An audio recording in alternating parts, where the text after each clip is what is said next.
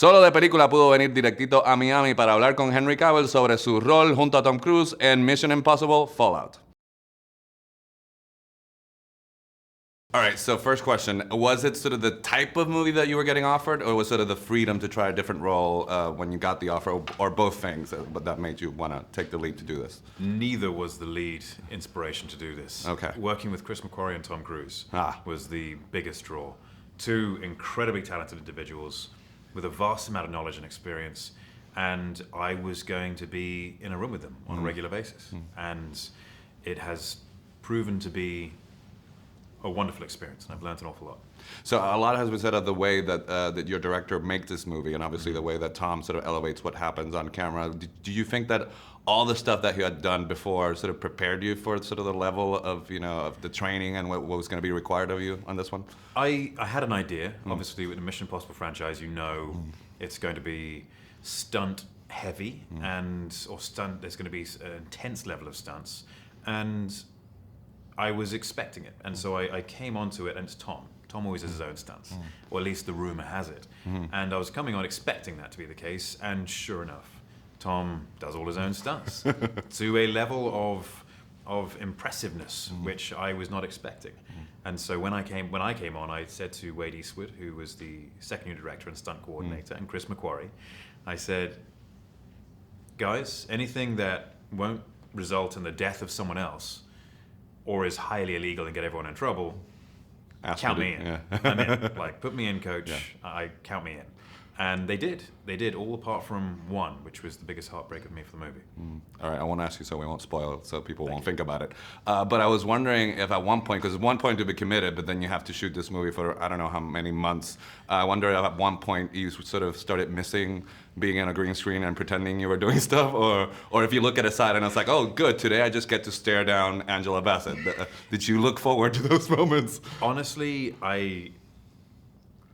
I started this business when I was 17 years old on a movie called The Count of Monte Cristo, which was all practical locations in amazing parts of the world and some fantastic sets we built in Ireland at Ardmore Studios. And when I came onto this movie, it just reminded me of that kind of filmmaking, which you don't spend 6 months in a green box. There are wonderful advantages of CGI. You can create incredible alien worlds and fantasy realms using CGI.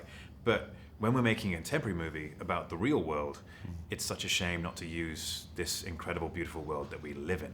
And there is something which you can draw from practical locations. There's an energy, and it does make a huge difference. Being on Pulpit Rock in Norway, for example, or in the mountains of New Zealand in a helicopter, you can't fake that. And when you do fake it, either you know as an actor, or the audience has a subconscious response to something which is CGI.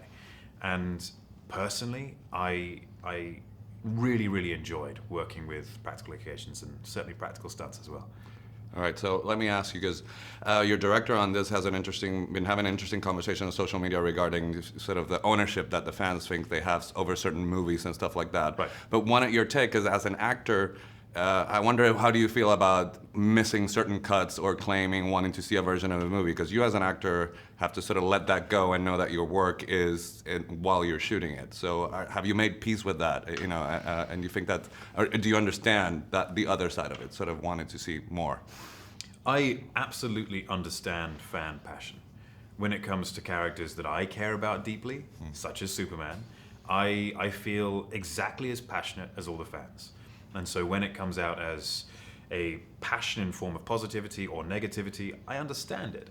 I think, unfortunately, the anonymity of the internet exacerbates a passionate moment and can create something else, because you're not held accountable for what you may say or what you may be typing.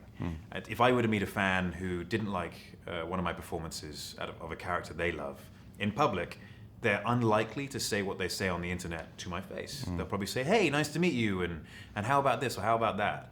Or at least a civil conversation. Typically speaking. And I think there's just an aspect to the internet which causes this passionate side to become something else and something bigger. And then, of course, when you multiply all those conversations, it becomes an entity all to itself. And so I think that's what Chris McQuarrie maybe maybe touching on when it comes to the fan passion.